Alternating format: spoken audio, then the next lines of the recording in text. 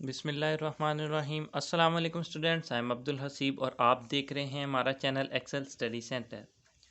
Students, आज की जो वीडियो है इसमें हम आपके साथ शेयर करने जा रहे हैं कि बायोलॉजी की पेपर प्रेजेंटेशन कि आप जो बायोलॉजी का पेपर है उसमें डिफरेंट किस्म के क्वेश्चंस को किस तरीके से अटेम्प्ट करेंगे और उनमें हेडिंग्स और उनकी प्रेजेंटेशन किस तरीके से आपने करनी है। लेकिन इससे पहले जिन स्टूडेंट्स ने हमारे चैनल एक्सेल स्टडी सेंटर को लाइक और सब्सक्राइब नहीं किया, सबसे पहले वो हमारे चैनल को लाइक करें, सब्सक्राइब करें और बेल आइकन को प्रेस करें। तो आइए स्टूडेंट्स, वक्त ज़ाया किए बगैर हम अपनी वीडियो की जानिब बढ़ते हैं। जी तो स्टूडेंट्स, सबसे पहले आपका ऑब्जेक्टिव टाइप पेपर होता है जिसमें आपने अपने एमसीक्यू सॉल्व करने होते हैं। उसके बाद आपको सब्जेक्टिव टाइप दिया जाता है जिसमें सब्जेक्टिव टाइप जो है उसमें आपने शॉर्ट क्वेश्चंस और लॉन्ग क्वेश्चंस को सॉल्व करना होता है। इसमें सबसे पहले सब्जेक्टिव टाइप में दो सेक्शंस होते हैं, सेक्शन नंबर 1 और सेक्शन नंबर 2। सेक्शन नंबर 1 में आपके शॉर्ट क्वेश्चंस आते हैं और सेक्शन नंबर 2 में आपके लॉन्ग क्वेश्चंस आते हैं। तो इसमें सबसे पहले सेक्शन सब्जेक्टिव टाइप लिखेंगे, इसका सेक्शन लिखेंगे और क्वेश्चन नंबर लिखेंगे। क्वेश्चन नंबर के बाद सेक्शन नंबर 1 में हमारे पास 3 क्वेश्चन होते हैं, क्वेश्चन नंबर 2, क्वेश्चन नंबर 3 और क्वेश्चन नंबर 4, जो कि शॉर्ट क्वेश्चंस होते हैं। इसके बाद हम यहाँ पर क्वेश्चन नंबर 2 के बाद शॉर्ट क्वेश्चंस की हेडिंग देंगे, जो इधर नहीं दी हुई लेकिन शॉर्ट क्वेश्चंस की हेडिंग देनी है। उसके बाद हम इसके पार्ट्स की हेडिंग देंगे आगे। पार्ट नंबर 1 जो भी आपका क्वेश्चन है, पूरा क्वेश्चन भी लिख सकते हैं, लेकिन उसकी जगह अगर आप हेडिंग बना के लिखेंगे तो वो ज़्यादा खूबसूरत लगेगा।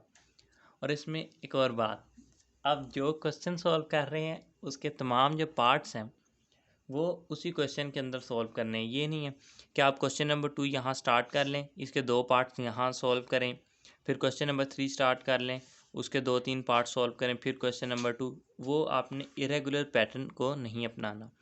अलबत्ता आप अपने एक क्वेश्चन में, क्वेश्चन नंबर 2 में ही पार्ट्स को आगे पीछे लिख सकते हैं कि पहले पार्ट नंबर 2 इसका कर लिया, फिर पार्ट 1 कर लिया। तो ये जो क्वेश्चन सॉल्व करना है, आपने इसकी हेडिंग दी।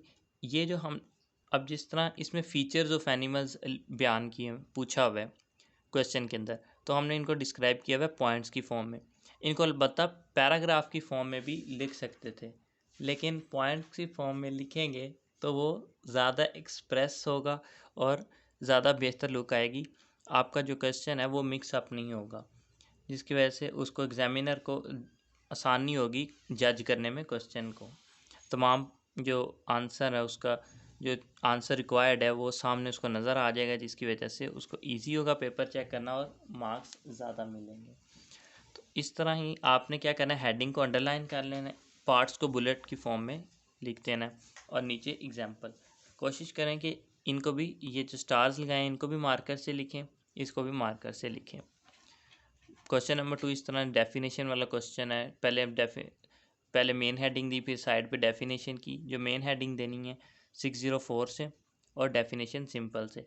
ये जो सब्जेक्टिव टाइप और सेक्शन नंबर 1 वगैरह की हेडिंग्स हैं, ये आपने 605 मार्कर के साथ देनी है। फिर अब हम चलते हैं अपने नेक्स्ट पार्ट पर। ये आगे जिस तरह डेफिनेशन वगैरह है, पैराग्राफ्स हैं, उसमें आप अपने इंपॉर्टेंट वर्ड्स को हाईलाइट कर दें, जो कि उस आंसर के कीवर्ड्स हैं, ताकि जो एग्जामिनर है उसको उन कीवर्ड्स को ढूंढने के लिए पूरा पैराग्राफ को ना पढ़ना पड़े। और बायोलॉजी का जहाँ तक बात आती है पेपर की, उसमें डायग्राम्स बहुत ज़्यादा इंपॉर्टेंट होती हैं। लिहाजा जिस भी क्वेश्चन में डायग्राम बनती है, आप कोशिश करें डायग्राम को बनाएं नीट एंड क्लीन और उसको बॉक्स में इंक्लोज कर दें।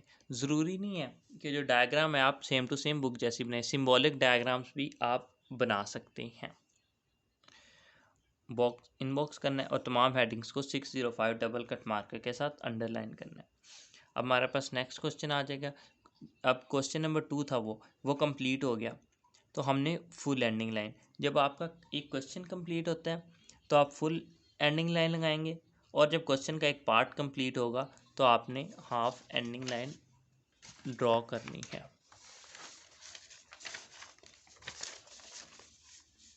ये देखें, इसमें भी जो पैराग्राफ है इसके अंदर हमने इंपॉर्टेंट वर्ड्स को हाईलाइट किया हुआ है। अब वो क्वेश्चंस थे डेफिनेशन वाले या एक्सप्लेनेशन वाले। अब डिफरेंस का क्वेश्चन आ जाए तो वो आपने किस तरीके से सॉल्व करना है। क्वेश्चन अगर आपके पास डिफरेंस, जिस तरह इसमें रेडियल क्लीवेज और स्पाइरल क्लीवेज के दरमियान डिफरेंस आया होगा, तो आप यहाँ पर मेन हेडिंग डिफरेंसेस की दे दें तो बेहतर है। अगर नहीं देनी तो कोई बात नहीं, ये हेडिंग आप स्किप भी कर सकते हैं। इसमें ये देखिए हमारा एक पार्ट कंप्लीट हुआ था क्वेश्चन नंबर 3 का, उसमें हमने हाफ हेडिंग लाइन ड्रॉ की है। इसमें हमने दोनों साइड पे पहले इसकी मेन हेडिंग्स तो यही बनेंगी, रेडियल क्लीवेज और स्पाइरल क्लीवेज की। फिर यहाँ पर हमने सब हेडिंग्स देना शुरू की। डेफिनेशन, मेन डिफरेंस जो है इसकी डेफिनेशन से पहले शो किया, इंपॉर्टेंट कीवर्ड को हाईलाइट किया, जिस तरह इसमें ये डायगोनल है। और हर हेडिंग को हमने 605 डबल कट मार्कर के साथ अंडरलाइन करना है। तो अब नेक्स्ट पे आ गया हमारे पास ये वो, उसके बाद डेफिनेशन के बाद एग्जाम्पल की हेडिंग सेंटर में दी।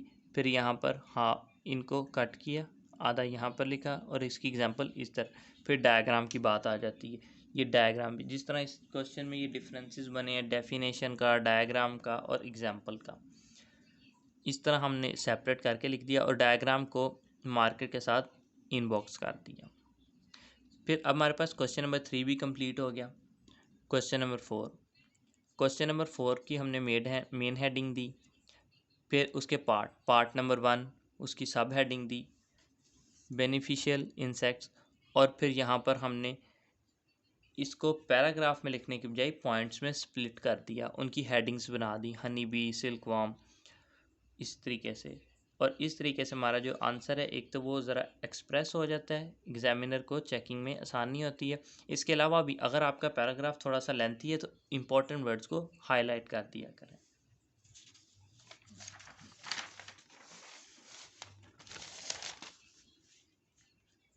अब ये देखें जिस तरीके से ये मल्फीजियन ट्यूब्यूल्स, इसकी सिग्निफिकेंस का क्वेश्चन था, उसके अंदर हमने इम्पोर्टेंट वर्ड्स को हाईलाइट किया। यहाँ पर अब क्वेश्चन नंबर 5, यहाँ पर हमारा क्वेश्चन नंबर 4 जो है वो कंप्लीट हुआ है फुली, उसकी हमने फुल एंडिंग लाइन ड्रॉ कर दी। अब नेक्स्ट क्वेश्चन आएगा, क्वेश्चन नंबर 5 जो है, इसमें देखें पार्ट नंबर 1 पैरासाइटिक अडेप्टेशंस। इसके अंदर भी हमने जो इम्पोर्टेंट वर्ड्स हैं हमारे, ये जो है इसको हमने पैराग्राफ की फॉर्म में लिखने के बजाय पॉइंट्स की फॉर्म में लिखा, और पॉइंट्स में भी जो हमारे इम्पोर्टेंट वर्ड्स थे उनको हाईलाइट किया है, जिसकी वजह से हमारा क्वेश्चन अच्छे तरीके से एक्सप्रेस हो जाता है और अच्छे मार्क्स मिलते हैं। आपने जो शॉर्ट क्वेश्चन में एक और बात ध्यान रखनी, जो आपका शॉर्ट क्वेश्चन है उसको जो क्वेश्चन पूछा हुआ एग्ज़ाम में उसके मुताबिक आंसर करना है। कुछ क्वेश्चंस होते हैं उनका आंसर वैसे तो वो लॉन्ग क्वेश्चन होते हैं, लेकिन शॉर्ट में पूछा जाए तो आपने शॉर्ट क्वेश्चन की रिक्वायरमेंट के मुताबिक आंसर करना है, ज़्यादा लेंथी नहीं लिखना। क्योंकि अगर आप ज़्यादा लेंथी लिखेंगे उससे आपका नुकसान हो जाएगा।